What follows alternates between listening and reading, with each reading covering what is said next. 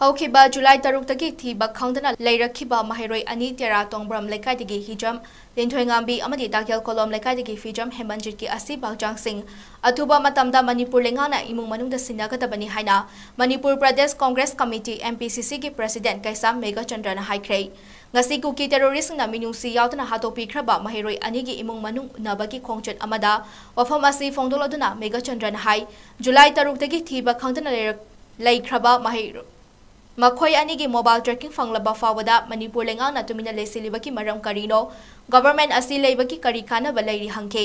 ꯂꯩꯈꯤꯗ꯭ꯔꯕ ꯃꯤꯑꯣꯏ ꯑꯅꯤꯒꯤ ꯀꯦꯁ CBIꯗ ꯁꯤꯟꯅꯈ꯭ꯔꯦ ꯍꯥꯏꯔꯤꯕ ꯑꯁꯤꯒꯤ ꯍꯧꯖꯤꯛ CBIꯅ ꯂꯧꯈꯠꯂꯛꯄ ꯏꯟꯚꯦꯁꯇꯤꯒꯦꯁꯟꯒꯤ ꯁ꯭ꯇꯦꯇꯁ ꯀꯗꯥꯏꯗ ꯂꯩꯈ꯭ꯔꯦ? ꯊꯥ ꯑꯅꯤ ꯍꯦꯟꯅ ꯊꯤꯕ ꯈꯪꯗꯅ ꯂꯩꯔꯛꯂꯕ ꯃꯈꯣꯏ ꯑꯅꯤꯒꯤ ꯍꯛꯆꯥꯡꯁꯤꯡ ꯀꯔꯤ ꯐꯤꯚꯝꯗ ꯂꯩꯈꯤꯕ ꯑꯃꯗꯤ CBIꯗ ꯁꯤꯟꯅꯔꯕ ꯃꯇꯨꯡꯗ ꯀꯦꯁ ꯑꯁꯤ ꯀꯔꯝꯕ ꯐꯤꯚꯝꯗ ꯂꯥꯛꯈꯤ ꯍꯥꯏꯕꯒꯤ ꯄꯥꯎ ꯀꯅꯥ ꯑꯃꯠꯇꯅ ꯈꯪꯕ ꯉꯝꯗꯦ꯫ ꯏꯟꯇꯔꯅꯦꯠ ꯍꯥꯡꯗꯣꯛꯂꯕ ꯃꯇꯨꯡꯗ ꯃꯤꯌꯥꯝꯅ ꯈꯪꯅꯔꯛꯄꯅꯤ꯫ ꯊꯧꯗꯣꯛ ꯑꯁꯤꯒꯤ ꯃꯇꯥꯡꯗ ꯀꯔꯤꯁꯨ ꯇꯧꯕ ꯉꯝꯗꯅ ꯂꯩꯈꯤꯕ ꯒꯚꯔꯟꯃꯦꯟꯠ ꯑꯁꯤ ꯁꯤꯔꯦ ꯅꯠꯇ꯭ꯔꯒ ꯍꯤꯡꯂꯤ ꯍꯥꯏꯅ ꯂꯧꯒꯗꯧꯔꯤꯕ꯭ꯔꯥ ꯍꯥꯏꯅ ꯍꯪꯕꯒ ꯂꯣꯏꯅꯅ ꯍꯧꯖꯤꯛ ꯆꯠꯊꯔꯤꯕ CBIꯒꯤ ꯔꯤꯄꯣꯔꯠ ꯑꯊꯨꯕ ꯃꯇꯝꯗ ꯈꯪꯍꯟꯒꯗꯕꯅꯤ ꯍꯥꯏꯅꯁꯨ ꯃꯦꯘꯆꯟꯗ꯭ꯔꯅ ꯐꯣꯡꯗꯣꯛꯈꯤ꯫ ꯑꯩꯒꯤ ꯇꯥꯡ 6ꯇꯒꯤ ꯃꯤꯁꯤꯡ ꯂꯩꯔꯦ ꯑꯗꯒꯤ ꯒꯣꯚꯔꯟꯃꯦꯟꯠꯅ ꯃꯁꯤꯒꯤ ꯃꯥꯒꯤ ꯄꯥꯏꯈꯤꯕ ꯃꯣꯕꯥꯏꯜ ꯇ꯭ꯔꯦꯀꯤꯡ ꯇꯧꯅ ꯈꯣꯠꯇꯨꯅ ꯂꯣꯏꯅ ꯃꯥꯒꯤ ꯂꯩꯐꯝ ꯈꯪꯉꯕꯅꯤ꯫ ꯃꯗꯨꯒꯤ ꯋꯦꯌꯔꯑꯕꯥꯎꯠꯇꯨ ꯃꯣꯕꯥꯏꯜ ꯇ꯭ꯔꯦꯀꯤꯡꯗ ꯈꯪꯉꯒ ꯑꯁꯨꯝ ꯒꯣꯚꯔꯟꯃꯦꯟꯠꯅ ꯇꯨꯃꯤꯟꯅ ꯂꯩꯊꯣꯛꯇꯅ ꯑꯁꯤꯕ ꯑꯅꯥꯕ ꯑꯁꯤꯕ ꯑꯣꯏꯅ मागी इमुंग मनुंग फंगहनबसे मसी गवर्नमेंट सी लेबगी करी कानरिबगी हौजिक CBI की इन्वेस्टिगेशन की स्टेटस करी स्टेज त लेखरे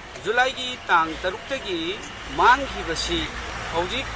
मणिपुर गवर्नमेंट की मधुगी CBI द सिनेट्रिंग की पेरेड अदगी इन्वेस्टिगेशन तबुद मोबाइल ट्रैकिंग की स्टेटस अदगी CBI द सिनेरब मतुंगी स्टेटस मसी था अहुम हेंजलौब स्टेसिदा तौरिबा छात्रा अंगांग अनि मांगखिबसे मसीगी स्टेटस वेयर अबाउट करीमत खंगदे दु सोशल मीडिया मोबाइल इंटरनेट हांगकान खंगी सो गवर्नमेंट जी लैरिबसे मसी गवर्नमेंट जी सिरे हाइना लौदोरिब्रा नत्रगा हिंगी हाइना लौदोरिब्रा अदुना मसी यामना नुंगाइते लोइनना अथुबा मतमदा मसीगी इन्वेस्टिगेशन तौरिबा CBI की इन्वेस्टिगेशन स्टेटस रिपोर्ट अमा अथुबा मतमदा थमु असीबा body dead body अथुबा मतमदा इमुंग मनुंगदा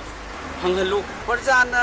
हाइरिबा तालिबा demand थोइबा थौदोक वाथोकसे ngasi सरकार असिना मनादा करीमता हापतबा करीमता तौदबा सिबो लैंगा कौरा